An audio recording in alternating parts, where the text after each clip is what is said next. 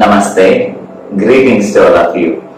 Grandmaster Chava Aksaluடைய Creative Transformation Golden Lotus Sutras on Spiritual Practice இந்த புத்தகத்திலிருந்து on Spiritual Practice அப்படிங்கிற டாபிக்ல இன்னைக்கு வரக்கூடிய முக்கியமான சூத்ரா என்னங்கிறத இப்ப பார்க்கலாம். To be only interested in yourself is spiritual selfishness. இந்த சூத்ராவோட உண்மையான விளக்கம் நம்முடைய மொத்த வாழ்க்கை நம்ம வாழக்கூடிய விதத்தை கம்ப்ளீட்டா மாத்துறதுக்கு வாய்ப்பு இருக்கு. பொதுவா அநேகமா முன்னேறணும்னு ஆசைப்படக்கூடிய சீடர்கள் இல்ல பயிற்சியாளர்கள் காமனா செய்யக்கூடிய ஒரு மிஸ்டேக் இந்த ஸ்பிரிச்சுவல் செல்ஃபிஷ்னஸ். அப்படின்னா தான் நல்லா இருக்கணுங்கிற எண்ணம் இருக்கும். தான் ஆன்மீகமா முன்னேறணும்னா தூய்மை ஆகணும், தியானம் பண்ணணும்.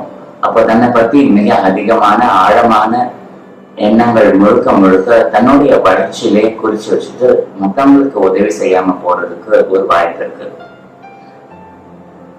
வேலை செய்யணும், குடும்பத்தை பார்த்துக்கணும், ஆன்மீகமா முன்னேறதுக்கான பயிற்சிகள் எடுக்கணும், தியானம் பண்ணணும். அப்ப இதுலயே எனக்கு நேரம் பத்தல, வேற எந்த வேலையும் என்னால செய்ய முடியல, மீதி இருக்கிற டைம்ல எனக்கு தேவையான பயிற்சிகள் செய்யறதுக்கு எனக்கு நேரம் பத்தல அப்படின்னு சொல்றது ஸ்பிரிச்சுவல் செல்ஃபிஷ்னஸ் அப்படின்னு சொல்றாங்க.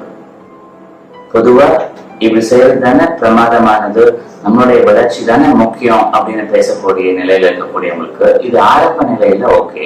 கொஞ்சம் முதிர்ச்சி அடைந்த பின்னர் இது ஸ்பிரிச்சுவல் செல்ஃபிஷ்னஸ் ஆயிடும். அப்படின்னா தன்னை பத்தியே கவலைப்பட்டு மற்ற யார பத்தியும் அவங்களுடைய தேவைகள் பத்தி கவலைப்படாம விடுறது, பொருள்கள் தானம் தர்மம் செய்யறது, இந்த விஷயத்துல மட்டும் இல்ல ஆன்மீக முன்னேற்றத்திலையும் அப்படி இருக்கிறது நல்லது கிடையாது. அப்படின்னா தனக்கு ஏற்பட்ட நல்ல அனுபவங்கள், அந்த பேரானந்த சந்தோஷமான அந்த நல்ல நிலை, அகநிலை, அக அமைதி, நிசப்தம், இதெல்லாம் இருக்கிறதுனால மனசு நிம்மதியா இருக்கு. அப்ப இந்த நிம்மதியான நிலையை அடையிறதுக்கு மற்றவங்களுக்கு இல்ல இதே நிலையை அவங்களுக்கு கொடுக்கறதுக்கு அவங்களுக்கு தேவைப்படும் அப்படிங்கறத நினைச்சு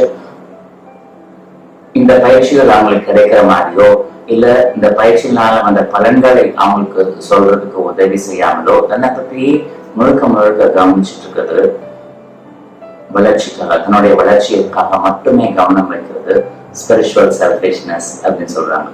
இந்த நிலையை எப்படி மாத்துறது, எப்படி இந்த நிலையிலேருந்து மாறி மற்றவங்களுக்கு உதவி செய்யக்கூடிய ஆளா ஆகணும், அப்படியான என்னென்ன நன்மைகள் வர்றதுக்கு வாய்ப்பு இருக்கு, இதெல்லாம் பின்னாடி வரக்கூடிய சூத்திரால நமக்கு கிடைக்கிறதுக்கு வாய்ப்பு இருக்கு. இது குறிச்சு Wish you a great day. Namaste.